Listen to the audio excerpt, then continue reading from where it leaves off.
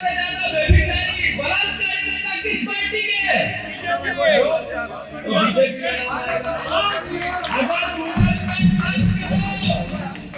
कि सबसे भ्रष्ट राज्य कौन सा? जाओ तो घर के चेक कर लो। चिंता नहीं हुई कि आपने कहा था किसान को मैं 3100 के धान का दाम दूंगा, 2200 बिक रहा, उसकी चिंता नहीं है शिवराज जी को। 2700 गेहूं की बात की थी।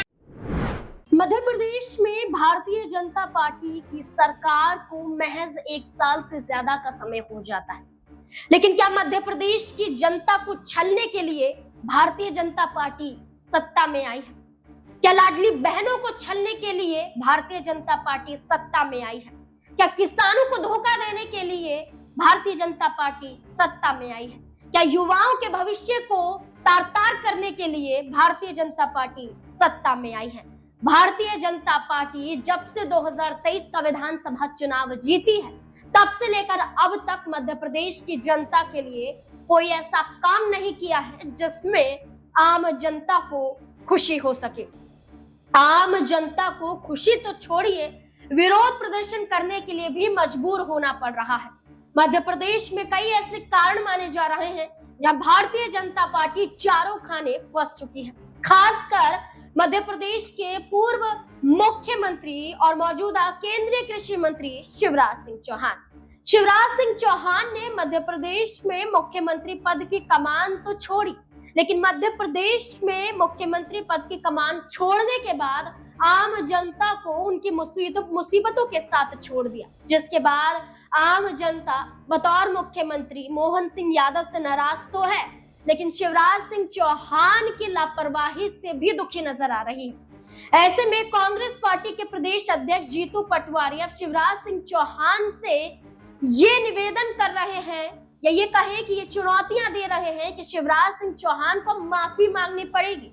शिवराज सिंह चौहान अब बीजेपी का हिस्सा तो है, लेकिन ना तो बीजेपी के लिए काम कर पा रहे हैं और ना ही आम जनता को खुश कर पा रहे हैं।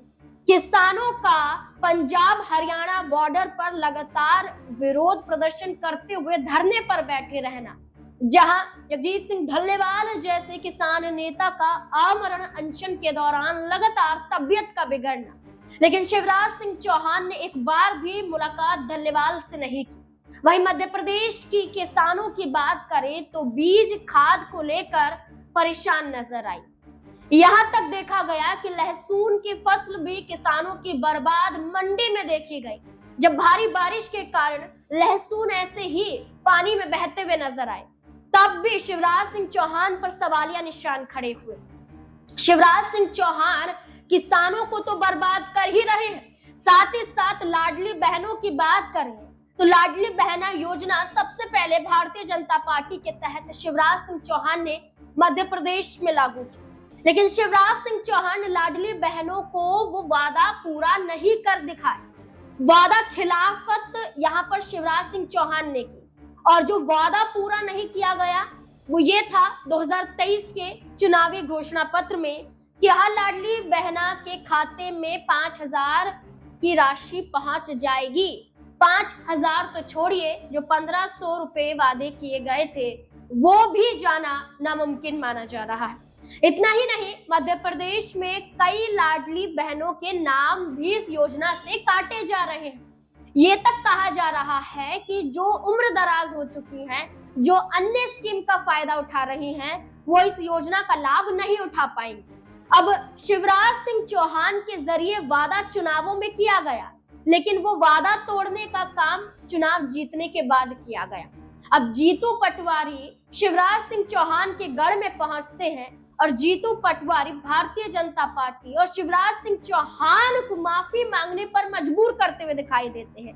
क्या कुछ जीतू पटवारी कहते हुए नजर आ रहे हैं, सुनिए जरा। मैं भाषण देने के लिए विदिशा आया नहीं, मैं मेरे परिवार से संवाद करने के लिए आया हूँ कि जिस दिन से मुझे अपने अध्यक्ष की भूमिका दी है, मुझे ये जिम्मेवारी दी है, कार्यकर्ता जिला पंचायत और ब्लॉक के अध्यक्ष को जिम्मेवारी मिली, मतलब आपको मिली।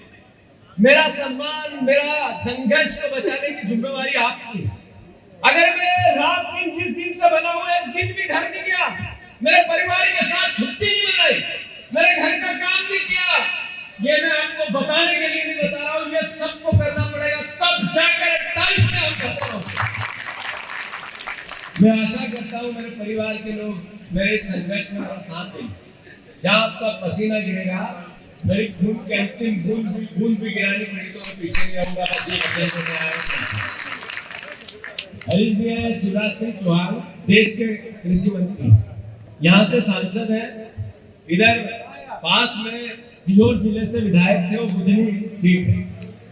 उन्होंने अगर गूगल पे सर्च करे कि इस देश में सबसे झूठ बोलने वाला नेता कौन है, गूगल तो शिवराज जी का नाम मिलता है, चेक करना।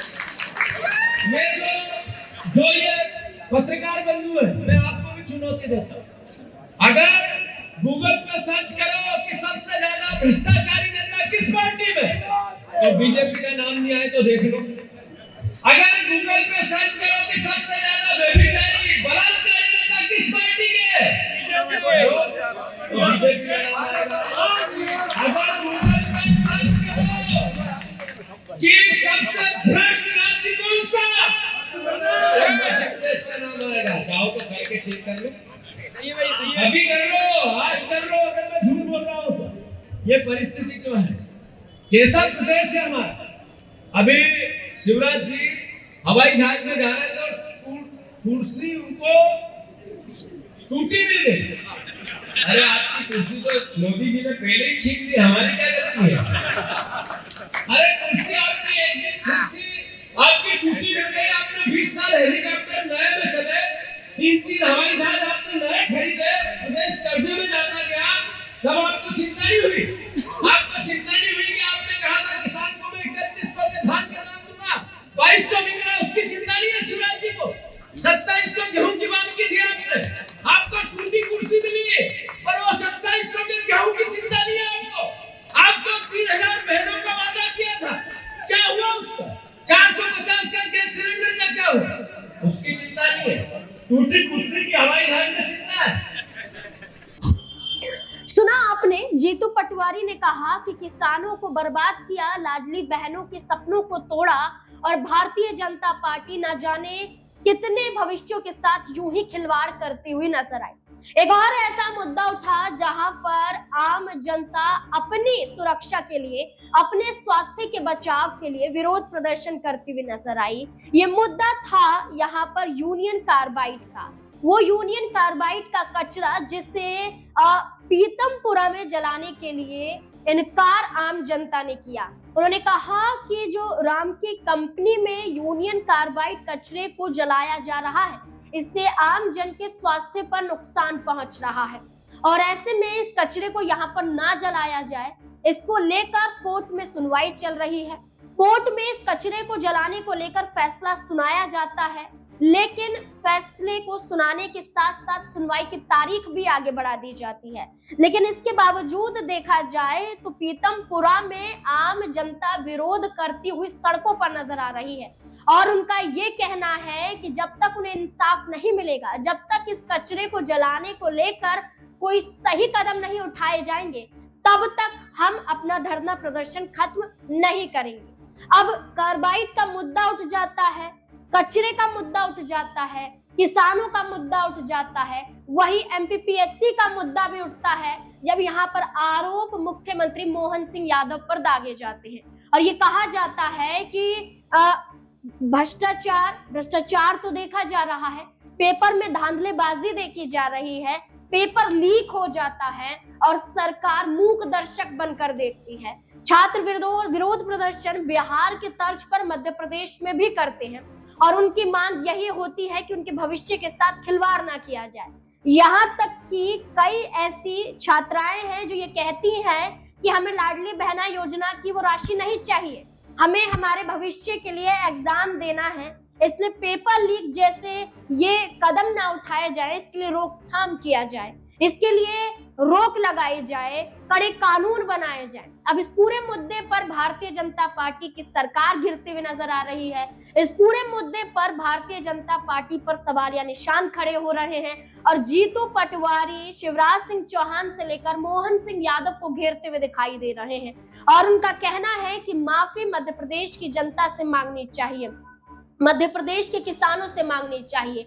अब देखना होगा कि इस पूरे मुद्दे को लेकर जीतू पटवारी लगातार आग बबूला नजर आ रहे हैं। जीतू पटवारी ये कहते हैं कि अगर इन मुद्दों के तहत अगर मैं झूठा साबित हो जाता हूं तो मैं माफी मांगने के लिए तैयार हूं, लेकिन अगर जांच में ये सभी चीजें सच साबित होती हैं तो शिवराज सिंह चौहान से लेकर मुख्यमंत्री मोहन सिंह यादव को माफी मांगनी पड़ेगी। अब देखना होगा कि इस पूरे मुद्दे को लेकर मध्य प्रदेश में भारतीय जनता पार्टी क्या वाकई गिर चुकी है या फिर माफी मांगने पर मजबूर हो जाएगी, या फिर जीतू पटवारी भारतीय जनता पार्टी के खिलाफ जो मजबूत चेहरा मध्य प्रदेश में माने जा रहे हैं, जो जीतू पटवारी कहते हैं कि 2028 के विधानसभा चुनाव में मध्य प्रदेश को कांग्रेस पार्टी जीत लेगी। क्या जीतू पटवारी के सहारे अभी से मध्य प्रदेश की जनता का दिल जीत लिया गया है? इस मुद्दे को लेकर आप क्या सोचते हैं? अपनी राय कमेंट सेक्शन में जरूर दें। देश और दुनिया की बाकी और तमाम खबरों को देखने के लिए देखते रहें